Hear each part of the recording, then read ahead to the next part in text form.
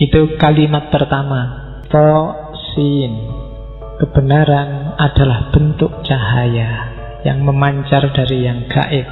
Ia terlihat dan memancar kembali kepada yang gaib. Dan kebenaran itu melampaui segala cahaya dan menjadi cahaya di atas cahaya. Dan benderangnya memancar ke seluruh purnama. Titiknya yang paling terang menjulang ke angkasa yang diselimuti oleh rahasia. Ini kalau cuma kamu baca, insya Allah kamu tidak paham. Hampir semua sufi Persia menganalogikan kebenaran dengan cahaya, dan puncaknya kebenaran adalah cahaya maha cahaya. Kalau dianalogikan ya, cahaya itu bukan kok kayak cahaya beneran, tapi ini semacam analogi. Sama kayak kamu melihat sesuatu, matamu siap, sesuatunya juga siap.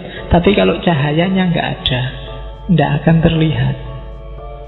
Mikrofon ini siap, mata kita juga siap untuk lihat mikrofon.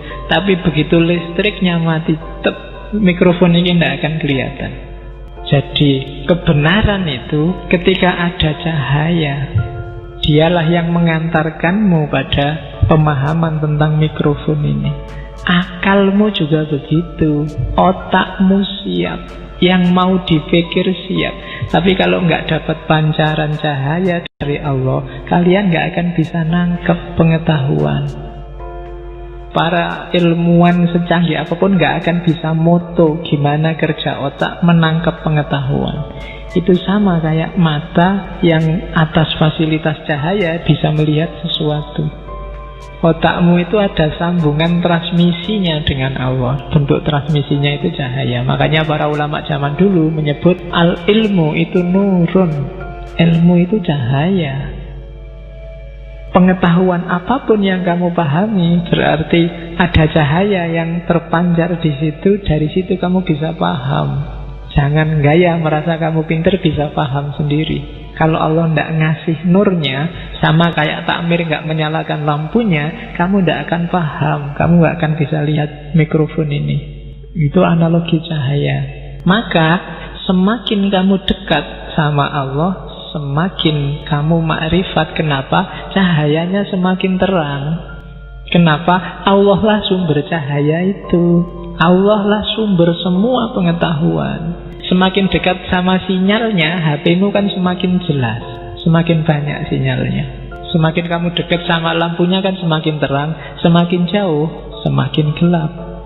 Kebenaran adalah cahaya, kebalikannya berarti apa? Yang gelap, yang jelek, yang jahat, itu berarti ketika cahaya nggak menjangkau ke situ. Nah itu ajaran rumit tentang cahaya yang banyak diajarkan oleh para sufi. Nah, kalau masih belum paham, nanti kamu ulang lagi ya rekamannya. Diulang lagi mesti kamu paham 2-3 kali. Bagaimana cahaya adalah perantara kebenaran. Dan nanti ada Nur Muhammad. Nanti kita lihat posisinya Nur Muhammad di antara cahaya. Nur Muhammad itu, ini kalau bahasa lainnya namanya Muhammad yang spiritual. Makhluk pertama yang melimpah dari Allah, sumber segala pengetahuan, sumber segala makrifat, sumbernya cahaya yang melimpah. Dalam diri setiap makhluk ada kandungan nurnya masing-masing. Semakin dia jauh dari pusatnya cahaya, ya semakin redup sinarnya. Cahaya ini diwarisi para nabi, dibawa para wali, para ulama. Dalam dirimu juga ada, cuma intensitasnya mungkin tidak besar. Ya besarkan sendiri. Dengan cara apa? Mendekati cahaya. Bahkan kalau kamu bisa bersatu dengan Nur Muhammad, disitulah kamu mengalami hulul. Karena tidak mungkin kamu mencapai Nur Muhammad kalau masih terkungkung oleh nasut, sifat kemanusiaan. Cahaya yang tadi Allah bilang wa nafakha fihi min ruhi dalam dirimu, wujudnya apa? Nur Muhammad. Yang inilah nanti ketika dia hidup, dia kompatibel sama Allah sehingga Allah bisa masuk. Para nabi nurnya pasti besar, diwaris-wariskan terus dari para nabi terakhir Nabi Muhammad. Nah, Nur Muhammad ini sifatnya sangat spiritual. Oleh karena itu, katanya Ibnu Arabi, manifestasi dari Nur Muhammad sebenarnya yang lebih sempurna ada pada Nabi Isa. Jadi Nabi Isa itu cara hidupnya kan sufi 100%. Mulai gaya hidup, ajaran, sampai macam-macam pernik-pernik hidupnya itu kan sufi. Kok bukan Nabi Muhammad? Enggak. Katanya Hajj, Nabi Muhammad itu paling bagus karena dia bisa kombinasi dan bolak-balik antara sisi kemanusiaan, sisi ketuhanan demi umatnya. Jadi semua digarap oleh Nabi Muhammad karena dia menyempurnakan semuanya. Ngopeni umatnya kadang-kadang harus ngurusi politik, jadi dimaksimalkan semuanya. Tapi khusus untuk yang manifestasi Nur Muhammad yang 100%, katanya Al-Hallaj itu Nabi Isa. Ya enggak enaknya yang ini ya dunianya dunia batin semua. Tapi kalau Isa ini batinnya saja, maka idolanya Al-Hallaj itu Nabi Isa untuk urusan Nur Muhammad. Nah, ini termasuk yang kamu ulang di rekaman.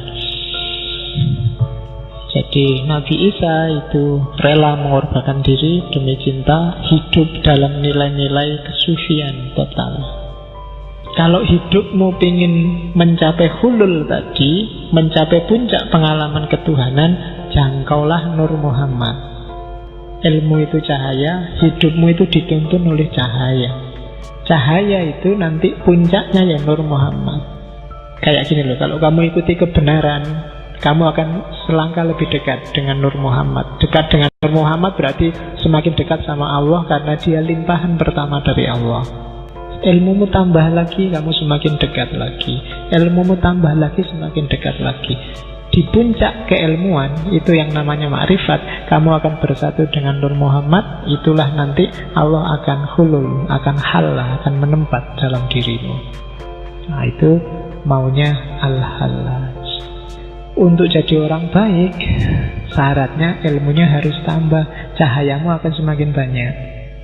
Makanya Allah bilang derajatmu akan semakin tinggi karena nurmu semakin banyak. Tidak usah milih-milih, kalau ilmu perbanyak aja dan nyari ilmu yang bikin kamu semakin dekat sama Allah. Jangan nyari ilmu yang bikin kamu menjauh dari Allah. Sekarang kan banyak pengetahuan yang sebenarnya itu tidak penting, kamu tidak harus tahu, tapi kamu maksain tahu sehingga bikin kamu jauh sama Allah. Teknik memikat lawan jenis, terus cara, kan kayak gitu banyak itu.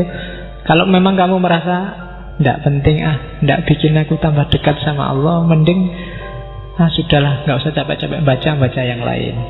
Begitu ada sesuatu yang tidak bikin kamu dekat, berarti kan lawannya bikin kamu semakin jauh. Semakin kamu jauh, semakin kamu gelap. Karena semakin menjauh dari cahaya. Semakin kamu gelap, semakin kamu nggak ngerti di depanmu ini mikrofon atau laptop. Yang salah kamu anggap benar, bisa benar kamu anggap salah.